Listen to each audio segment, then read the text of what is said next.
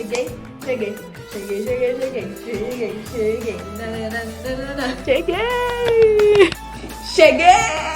Cheguei, Brasil! Chegamos, galera! E hoje nós vamos ler a carta que ele escreve para Tito, que é também um discípulo dele, que ele chama de Filhos na Fé. Dá um gole aqui no meu café. Enquanto você abre a sua Bíblia. A versão que eu tô lendo aqui é a mensagem. E bora que bora. Eu, Paulo, sou escravo de Deus e agente de Cristo, para a promoção da fé entre um povo escolhido de Deus, apresentando a mensagem de maneira precisa e explicando como viver de acordo com ela. Se já imaginou você chegar no nível de saber quem você é a ponto de se apresentar assim, quando alguém te perguntar quem é você? Aí você diz, eu sou a Fernanda, escrava de Deus e agente de Cristo para a promoção da fé entre o povo escolhido de Deus, apresentando a mensagem de maneira precisa e explicando como viver de acordo com ela. Não para aí, porque Paulo sabe quem ele é e sabe qual é o propósito dele estar neste mundo. E ele diz, o meu propósito é promover a esperança, apontando o caminho para a vida sem fim. Essa é a vida que Deus prometeu há muito tempo, e ele não quebra suas promessas. Quando chegou o tempo, ele trouxe a verdade a público. Fui encarregado de proclamar a mensagem por ordem do nosso Salvador, o próprio Deus.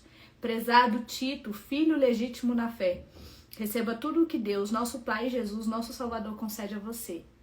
Eu acho que eu vou copiar Paulo, entendeu? Ele não disse, sede meus imitadores como eu de Cristo? Isso aqui é muito profundo, minha gente. Quem é você? É uma pergunta que você precisa perseguir com tudo que você é. A resposta sincera, honesta e genuína. Porque todas as vezes que eu vi alguém se apresentando, essa pessoa se apresenta pelo que ela faz, pelos seus títulos, pelos seus atos. As nossas ações não definem a nossa identidade. Por isso que não é eu sou fleumática, eu tenho um temperamento fleumático, mas o que eu sou é cristã, que promove a fé em Cristo, que tem o propósito de fazer a palavra de Deus ser conhecida. Sim, sensacional isso aqui, gente. Persiga isso com tudo que você tem. Você saber dizer quem é você, identidade e propósito. 5. Deixei você em Creta para que terminasse o trabalho que comecei. Nomeei líderes em cada cidade de acordo com as minhas instruções. Durante o processo de seleção, pergunte: este homem tem boa reputação? É fiel à esposa? Seus filhos são cristãos e o respeitam?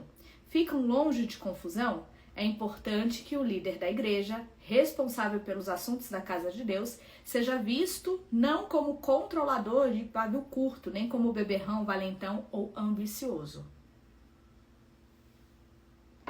Paulo está desde Timóteo falando qual é o perfil de um líder da igreja, de um pastor, de uma pessoa que está à frente de um ministério. Ele deve ser hospitaleiro, prestativo, sábio, justo, respeitador, ter domínio próprio, ter uma boa compreensão da mensagem, sabendo como usar a verdade para encorajar o povo ao conhecimento ou para calar os que fizeram oposição. Há muitos rebeldes por aí, com um discurso confuso, ilusório e nocivo. Os que cresceram como religiosos e que deveriam conhecer melhor a verdade são os piores. Eles precisam ser silenciados, estão perturbando famílias inteiras com seu ensinamento. E tudo por causa do dinheiro. Um dos profetas deles se expressou muito bem quando disse: os crenteses são mentirosos desde o ventre materno, cães que uivam, ventres preguiçosos. Paulo está sentando a marreta naqueles líderes que são beberrões, controladores, que abusam da sua autoridade, que não conhecem da palavra, que não têm uma família que é de fato algo a se inspirar. Paulo está metendo a mão aqui em líderes que têm pavio curto, que não são sábios, ou seja, não conseguem fugir de conflito, estão sempre em confusão, que não são fiéis à sua esposa, que os seus filhos não estão no caminho. Paulo está aqui dizendo exatamente todo o perfil e quem são os líderes que são perturbadores. E ele diz, esses são profetas preguiçosos, mentirosos, cães que uivam. Forte, né, gente? Ele sem dúvida falou a verdade, não deixe passar em branco, faça-os parar com essa conversa doentia de regras, para que possam recuperar uma fé robusta. Tudo é puro para quem tem a mente pura, nada é puro para o descrente de mente suja. Eles deixam suas pegadas de lama em cada pensamento e ação. Dizem que conhecem Deus, mas suas ações falam mais alto que suas palavras. Não passam de bajuladores, desobedientes e inúteis. E sabe o que é mais importante nos tempos de hoje? Pastor Carlos, que alegria, que honra tê-lo aqui, gente. Pastor Carlos Maia tá nos Estados Unidos, pastoreando uma igreja, a Shalom, e pagando um preço alto, mas é um homem de fé, um homem de Deus. A esposa dele é linda, fofa. Tive a honra de conhecê-los, uma honra. E sabe o que é mais importante a gente prestar atenção nisso aqui, minha gente? É que muitas vezes você está deixando de ter uma igreja local, de ter um pastor local, para seguir pastores da internet. Isso não existe. Você não conhece a vida das pessoas que estão aqui, você nem conhece a minha vida. Eu posso estar pregando bonito e que você está me ouvindo falando, não, é verdade, mas eu estou lendo a palavra. Isso não quer dizer que eu esteja vivendo isso. Como é que a gente sabe que tem alguém vivendo isso? Quando eu caminho com essa pessoa, quando eu tenho uma igreja local, quando eu tenho intimidade com o meu pastor, quando eu tenho relacionamento com ele, quando eu conheço a esposa. A esposa é bonita, a esposa é alegre, a esposa é feliz, a esposa se arruma, os filhos são felizes, estão dentro da igreja servindo na casa, é fruto. Agora você não conhece o pastor da internet, gente. É cada coisa que eu escuto, gente, nesse meu ministério itinerário que o Senhor me deu a honra de viver nesse tempo, nessa estação, de pessoas que você assiste na internet e fala, uau, na intimidade a gente escuta cada coisa. Não troque a sua igreja por uma pregação na internet. Não troque o culto semanal da sua igreja por uma pregação na internet. Nem substitua a sua leitura bíblica com o que a gente está fazendo aqui. É o seu secreto que vai te fortalecer, vai mostrar quem você é na sua identidade, vai te dar propósito. Não é a internet, minha gente. Ah, porque o meu devocional é ouvir a pregação de um pastor. Isso não é devocional. Você está se alimentando daquilo que uma interpretação de alguém. Mas o seu devocional é você e Deus. Além do que eu faço aqui com vocês, eu tenho o meu devocional, eu e Deus, que ninguém tá vendo. Não faça isso, não abra mão de ter um pastor local, uma igreja local para viver seguindo pessoas na internet. Não é assim que a coisa funciona, tá? Capítulo 2 de Tito. A sua tarefa é explicar os assuntos que contribuem para uma doutrina sólida. Oriente os homens mais velhos a viver com equilíbrio, dignidade e sabedoria, para que haja perseverança, fé e amor saudáveis. Oriente as mulheres mais velhas a viver com respeito, para que não sejam fofoqueiras nem bêbadas, mas modelos de bondade. Que as mulheres mais jovens, ao se inspirar nelas, saibam como amar o marido e os filhos, sejam virtuosas e puras, cuidem bem da casa e sejam boas esposas.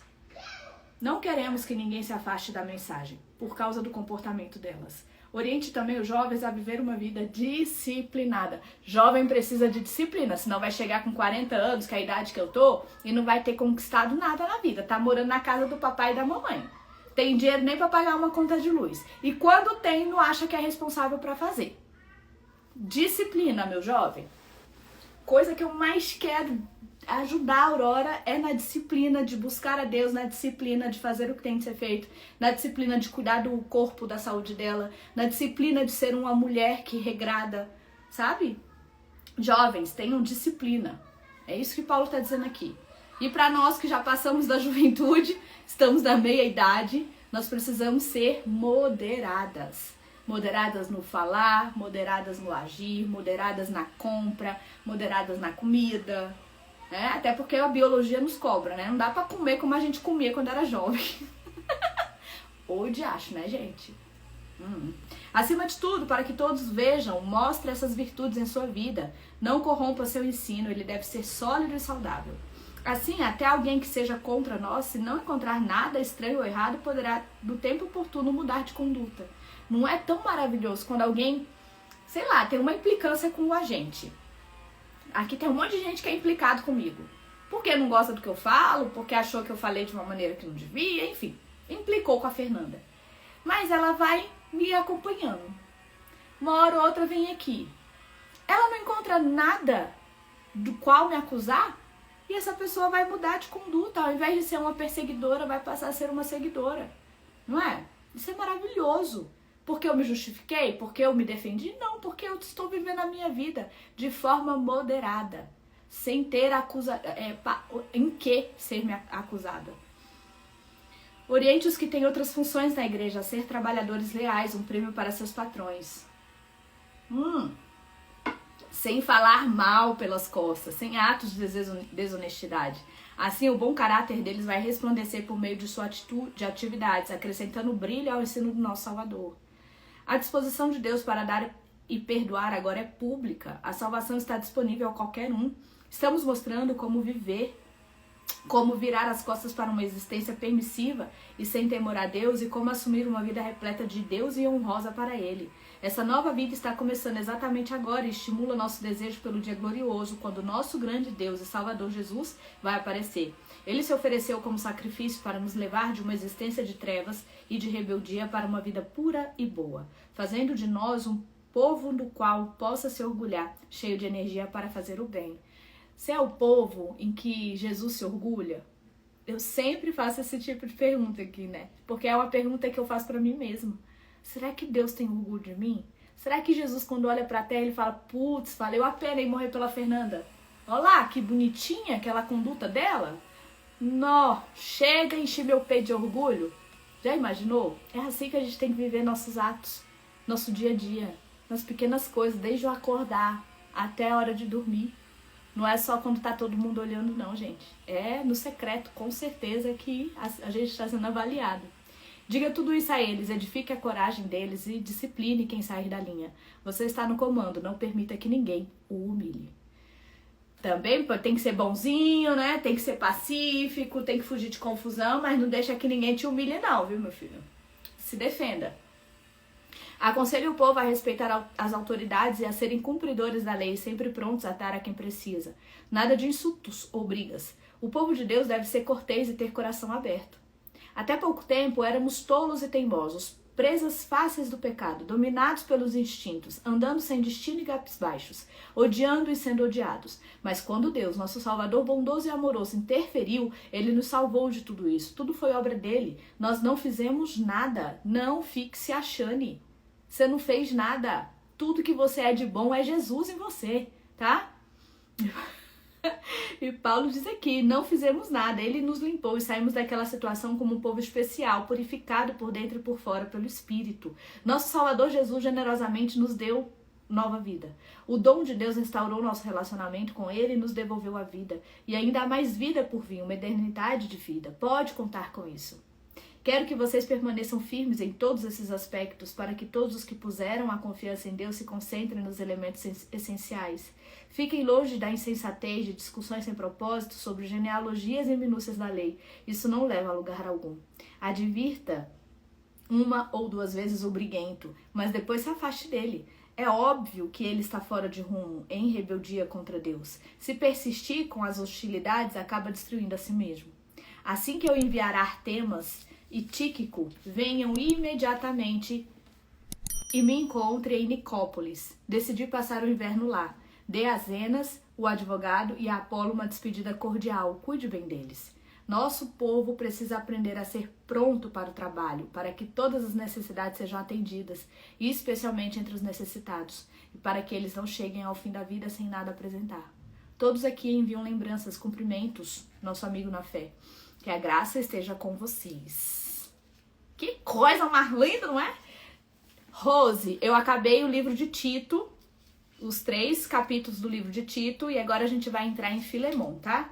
A versão da Bíblia é a mensagem, por isso que é tão diferente pra vocês. Eu sei, gente, que às vezes você fala assim, onde que ela tá lendo que a minha Bíblia não tem escrito assim? É a versão da Bíblia, tá? E aí você pode baixar a Bíblia digital, na versão a mensagem, ou você pode comprar a Bíblia se você é do papel. Essa aqui é da editora Vida, mas a versão a mensagem tem de várias editoras. Essa eu amo porque a letra é gigante também. Vamos lá, em Filemon é só um capítulo.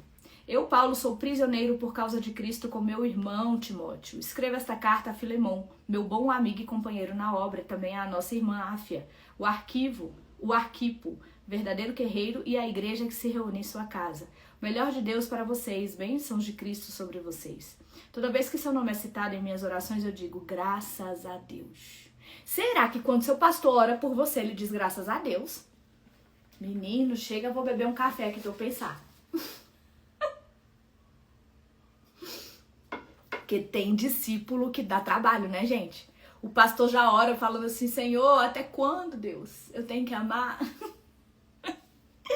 Paulo dava graças a Deus quando orava por Filemão. Pensa aí, se seu pastor dá graças a Deus quando ora por você. Ai, gente. Tenho ouvido que você ultrapassa os demais cristãos no amor e na fé que tem no Senhor Jesus. Continuo orando para que a fé que temos em comum continue a se manifestar nas coisas boas que fizemos e que as pessoas reconheçam Cristo em tudo isso. Amigo, você não faz ideia de como me sinto bem sabendo desse amor, ainda mais quando vejo sua hospitalidade para os irmãos. É pensando nisso que vou pedir um favor a você. Na condição de embaixador de Cristo e agora prisioneiro por causa dele, eu não hesitaria em ordenar se fosse necessário, mas prefiro fazer um pedido. Aqui na prisão, adotei um filho, digamos assim. E aí está ele, entregando pessoalmente esta carta, Onésimo. Antes ele era inútil para você, agora é útil para nós dois. Eu estou enviando de volta a você, mas com isso me sinto como se tivesse amputado um braço. Eu queria mantê-lo aqui enquanto você se esforça para ajudar a ir livre, e eu aqui de dentro preso por causa da mensagem. Mas eu não quis fazer nada sem o seu conhecimento, nem obrigá-lo a praticar uma boa ação, sem ser disposto a praticá-la. Talvez tenha sido melhor que você o perdesse por um tempo. Você o está recuperando. Agora com uma vantagem, não como simples escravo, mas como verdadeiro irmão em Cristo. Foi o que ele significou para mim e será muito, mas muito para você. Portanto, se você ainda me considera um companheiro, receba-o de volta como se recebesse a mim. Se ele estragou algo ou deve alguma coisa a você, ponha na minha conta. Esta é a minha assinatura pessoal, Paulo. Assuma uma dívida, não preciso lembrar que você me deve a vida. Preciso? Eita! Paulo pede um favor e logo depois, a memória do colérico, né? Ele diz assim, eu não preciso te lembrar que você me deve a vida. Preciso? Amigo, faça-me esse grande favor. Você fará isso para Cristo, mas também fará bem ao meu coração.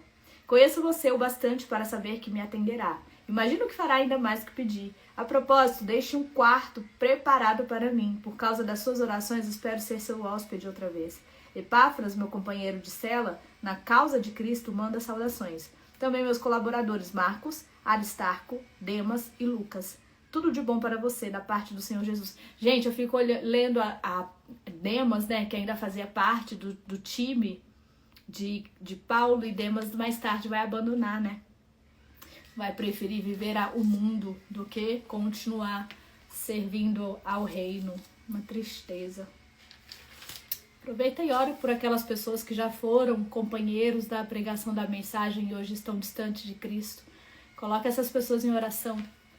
Elas precisam muito mais. Inclusive, ora para que você que está firme não caia, porque aquele que está de pé cuide para que não caia. Não é assim? Gente, eu acho que deu, né? Meia horinha. Vocês querem que eu entre em Hebreus? Hebreus é maiorzinho. Hebreus não tem um autor definido, tá? Algumas pessoas vão dizer que foi Paulo, outras pessoas discordam, enfim. Vou ler o primeiro capítulo, que assim a gente completa 5 capítulos de leitura, tá bom? Passando por uma longa linha de profetas, Deus falou aos nossos antepassados séculos a fio, de diferentes maneiras. Em tempos recentes, a comunicação foi direta por intermédio de seu Filho. Por meio do Filho de Deus, no princípio criou o mundo e no fim vai tudo pertencer a ele. O Filho reflete perfeitamente que Deus é e está selado com a natureza de Deus. Ele mantém tudo unido pelo que diz, palavras poderosas. Não é muito a vibe de Paulo, quando escreve, ele se apresenta, né? Eu sou Paulo, tadadadadada. Essa aqui não tem uma apresentação, como Paulo faz naturalmente. Então pode ser que realmente não seja uma carta escrita por Paulo. Depois de se ter consumado o sacrifício pelos pecados, o Filho tomou esse seu lugar de honra nos altos céus, ao lado de Deus, sendo maior em posição e domínio que qualquer anjo. Alguma vez, Deus disse a algum anjo, você é o meu filho e hoje me alegro em você? Ou, eu sou seu pai, ele é o meu filho? Quando ele apresenta seu filho com todas as honras do mundo, ele diz: todos os anjos devem adorá-lo. Mas com respeito aos anjos diz: os mensageiros são ventos, os servos são línguas de fogo. Mas ao filho ele diz: tu és Deus e está no trono definitivamente. Teu governo tudo corrige. Tens prazer quando as coisas andam bem e repudias quando tudo está errado. É por isso que Deus, teu Deus, derramou óleo aromático sobre tua cabeça, fazendo-te rei, muito acima dos teus queridos companheiros. E mais uma vez ao filho: tu, Senhor, desde o início, a tudo e estabeleceste o fundamento da terra. Depois modelaste as estrelas do céu. Terra e céu se desfarão, mas tu jamais. Eles se gastam como roupa velha. Tu irás dobrá-los como um manto usado, e então os guardarás. Mas serás sempre o mesmo, ano após ano. Nunca irás definhar, nunca irás desvanecer. E alguma vez ele disse algo parecido a algum anjo: assente-te aqui ao meu lado direito, até que eu faça dos seus inimigos um descanso para os pés. Não é óbvio que todos os anjos são enviados para ajudar os que foram designados para receber a salvação? Coisa mais linda, não é, gente? Falando sobre quem é Jesus. Fernanda, o que você acha? Eu nunca li a Bíblia. Por onde eu começo? Começa pelo Evangelho. Começa, vai ler os 4 Evangelhos. Esses dias eu estava lendo que dizem, né, que o primeiro livro foi escrito por Lucas e os outros discípulos, né, Marcos, Mateus e João, fizeram tipo pegaram o livro de Lucas e se inspiraram para escrever as histórias que eles escrevem, né, nos outros livros. Não tem como a gente ser de Cristo e não conhecer Cristo. Não tem como a gente querer se inspirar em Jesus e não saber como é que ele se comportava, quem ele era, qual a magnanimidade, quais são as qualidades de Cristo. Não tem jeito, gente. A gente precisa saber como ele andou nessa terra. A gente precisa saber o que ele faria no nosso lugar. A gente precisa saber. E para saber, a gente precisa sentar e ler a Bíblia. Meditar nela. Nossa, essa é a qualidade de Cristo? Uau! Ele não gosta de nada errado? Uau! Eu também não posso gostar de nada errado. Eu não posso querer dar um jeitinho nas coisas.